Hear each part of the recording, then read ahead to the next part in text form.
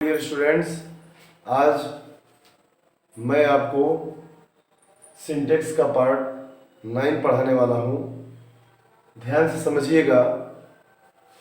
इसके पिछले पार्ट में 5 रूल्स मैंने बताया था और मैंने ये भी बताया था कि हर कॉम्पिटिटिव एग्जाम के लिए बहुत ही महत्वपूर्ण है, चाहे एयरफोर्स हो, एनडीए हो, एसएससी सीजीएल हो, कोई भी एग्जाम हो।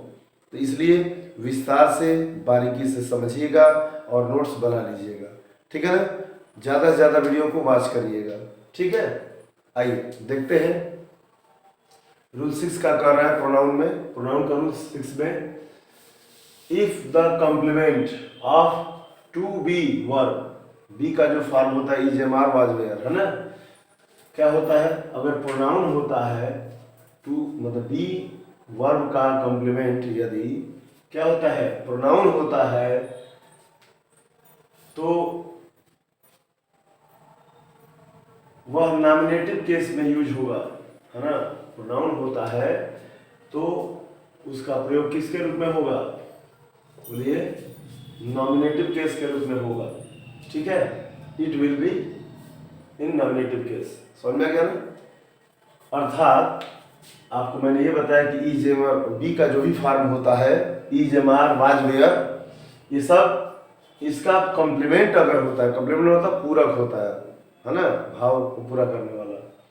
तो कॉम्प्लीमेंट होता है तो क्या करते हैं, यह नॉमिनेटिव केस में होगा। जैसे एग्जांपल देखिए, आप समझ में आ जाएगा। It is I who can help you, देख रहे हैं ना। इट इज आई, ये जो हेल्पिंग वर्ब है या बी का फॉर्म है इज, इसके तुरंत बाद क्या है, जो प्रोनाउन है किस फॉर्म में है, नॉमिनेटिव फॉर्म में, नॉमिनेटिव केस में है। यही ध्यान देना है, एकदम बारीकी से देखिए, गलत नहीं होगा, है ना। इससे बाहर क्वेश्चन नहीं आएगा, ध्यान दीजिएगा, एक भी क्वेश्चन आपका गलत नहीं होगा। तो ये नॉमिनेटिव केस में होगा। नॉमिनेटिव केस मीन्स कर्ता कारक, ठीक है ना। फिर एक और एग्जांपल देख लीजिए। प्रोनाउन के साथ साथ वर्ब का भी कनेक्शन है, वर्ब भी आप समझेंगे। यह एक दूसरे तरीका का वाक्य है। It is I who am your friend, ये तो नॉमिनेटिव केस समझ में आ गया, वहां पे समझे हैं। लेकिन हु के बाद किस फॉर्म का प्रयोग होगा, मतलब किस तरह का वर्ब होगा हेल्पिंग वर्ब में, तो एम का होगा, आई के साथ एम, मतलब हु के बाद जो प्रोनाउन है उसके अनुसार वर्ब का प्रयोग होगा। ये भी ध्यान दीजिएगा, ठीक है ना। तो ये रूल समझ में आ गया होगा, ठीक है। इसके बाद बढ़ते हैं अगले रूल पर। हु इज यू, हु का प्रयोग किसके लिए होता है, ह्यूमन बींग्स, मनुष्य के लिए होता है, मनुष्यों के लिए होता है। फिश का प्रयोग वस्तुओं और पशुओं दोनों के लिए होता है। फिश का प्रयोग किसके लिए होता है, तो वस्तुओं और पशुओं या जानवरों के लिए भी होता है। और दैट का प्रयोग मानव तथा वस्तु दोनों के लिए होता है, ठीक है ना। दैट का प्रयोग किसके लिए होता है, मनुष्यों तथा वस्तुओं के लिए होता है। इसको आप बढ़िया से समझ लीजिएगा। आइए एग्जांपल देखते हैं। The boy who is standing there, लड़का जो यहाँ जो वहां खड़ा है, इज माई ब्रदर, वो मेरा भाई है। तो बॉय क्या है ना, मनुष्य। इसके बाद हु का प्रयोग होगा। समझ में आ गया। फिर आगे देखेंगे, he has lost the book which he bought yesterday, मतलब उसने जो पुस्तक खरीदा उसकी पुस्तक हो गई है जो वह कल खरीदा था। देख रहे हैं, तो बुक क्या है, वस्तु है। इसके बाद इसके साथ क्या होगा, विच का प्रयोग, देख रहे हैं। तो ये वस्तु के लिए हो गया, ठीक है। अब आगे देखते हैं। द एरोप्लेन दैट, दैट का प्रयोग दोनों के लिए होता है, व्यक्तियों और वस्तुओं दोनों के लिए। यहाँ देख रहे हैं कि the aeroplane that landed minute एगो, जो हवाई जहाज 1 मिनट पहले उतरी थी, ठीक है, वह कलकत्ता से आई, ठीक है। तो यहाँ पे दैट का प्रयोग देख लिए। तीनों का प्रयोग बढ़िया समझ लीजिएगा। हु का प्रयोग मनुष्यों के लिए, विच का प्रयोग वस्तुओं और जानवरों के लिए, और दैट का प्रयोग किसके लिए होता है, मनुष्यों तथा वस्तुओं के लिए होता है। आगे नहीं समझे, एग्जाम्पल भी आप देख सकते हैं, मैंने आपको समझाया, बढ़िया समझिएगा। फिर अगला देखिए, दैट का प्रयोग सुपरलेटिव डिग्री के बाद होता है। दैट का प्रयोग किसके बाद होता है, ये भी ध्यान दीजिए, विशेष है। दैट का प्रयोग सुपरलेटिव डिग्री के बाद होता है। तथा ये भी याद रखिएगा, all, any, non, nothing, only, ये सब आप जुबानी याद रखिएगा। All, any, non, nothing, only के बाद भी दैट का ही प्रयोग होता है। समझ में आ गया कि नहीं आ गया? अगर इसको समझेंगे तो याद रखिएगा कि ऑल एनी किसके बाद होता है दैट का प्रयोग, तो all, any, non, nothing, only के बाद दैट का प्रयोग होता है। सुपरलेटिव डिग्री के बाद भी द का प्रयोग होता है, दैट का प्रयोग होता है। जैसे दिस इज द बेस्ट, देख रहे हैं, बेस्ट के बाद क्या है, दैट, देख रहा है कि नहीं? तो बेस्ट क्या है, सुपरलेटिव डिग्री है। बेस्ट ही कुड डू, देख रहा है कि नहीं? तो सुपरलेटिव के बाद भी दैट का प्रयोग ही होगा। यहाँ पे all that glitters is not gold, हर चमकने वाले बस सोना नहीं होती, दाल के बाद देख रहे हैं ना, दैट का प्रयोग हुआ है। ये ध्यान देंगे, विशेष रूल है दैट का, है ना? ये तो समझे हैं, लेकिन ये भी विस्तार समझ लीजिएगा।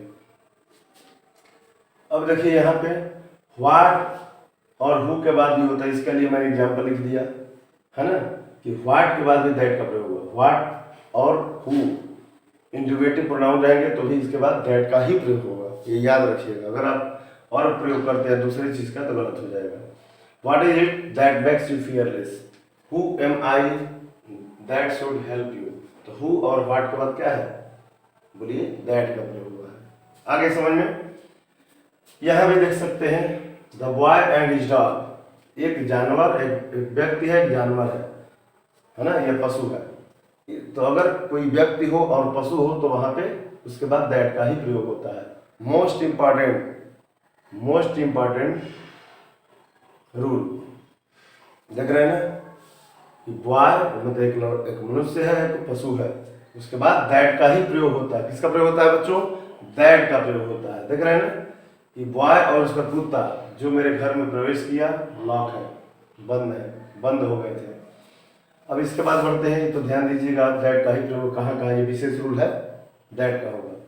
फिर आगे देखिए रिफ्लेक्सिव प्रोनाउन का प्रयोग, ये आपको जवानी याद होना चाहिए। Aware, beated, absent, pride, enjoy, drink, oversleep, resign, apply, avenge, इत्यादि के बाद ये ट्रांजिटिव वर्ब है, इनके बाद रिफ्लेक्सिव प्रोनाउन का प्रयोग होता है ना।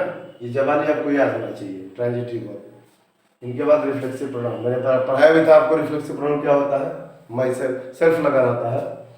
जैसे आई प्राइडेड माई सेल्फ, देख रहे हैं प्राइड है ना, तो प्राइडेड my self on my strength, देख रहे हैं, तो ये प्राइड के बाद माई सेल्फ, आई के साथ माई सेल्फ, यू के साथ योर सेल्फ, ये सब याद होना चाहिए। अगला है वंस का प्रयोग, वन के साथ होता है, ध्यान दीजिएगा, वन के साथ वंस का ही प्रयोग होता है। कभी कभी मान लीजिए कि गलत दे देगा तो कैसे सही करेंगे, गलती देगा जानते हैं, वन के साथ ही दे देगा तो आप कहेंगे कि तो सही है, नहीं सही नहीं है। एरर तभी छांट पाएंगे, इनकरेक्ट को तभी पहचान पाएंगे जब आपको सही नॉलेज हो, ठीक है ना। तो एकदम सटीक और सही नॉलेज होना चाहिए आपको, ताकि कहीं से कोई क्वेश्चन छूटे ना, ठीक है ना। ज़्यादातर ये सब क्वेश्चन पुटअप किए जाते हैं एयरफोर्स, नेवी, एनडीए, जो भी कॉम्पिटिटिव एग्जाम होते हैं जिसमें इंग्लिश आती है, ये विस्तार से समझिएगा। एग्जाम्पल देख सकते हैं आप, one should do once duty, किसी को अपने कर्तव्य का पालन करना चाहिए। देखिए ना, वन के साथ क्या है, वंस का प्रयोग हुआ, वन के साथ क्या है, वंस का प्रयोग हुआ है, याद कर लीजिएगा, तैयार कर लीजिएगा। रूल 11 लास्ट है, आइदर और नाइदर का प्रयोग दो व्यक्तियों या वस्तुओं के लिए होता है। बोलिए क्या बोले हैं आप, आइदर और नाइदर का प्रयोग किसके साथ होता है, दो व्यक्तियों और वस्तुओं के लिए होता है।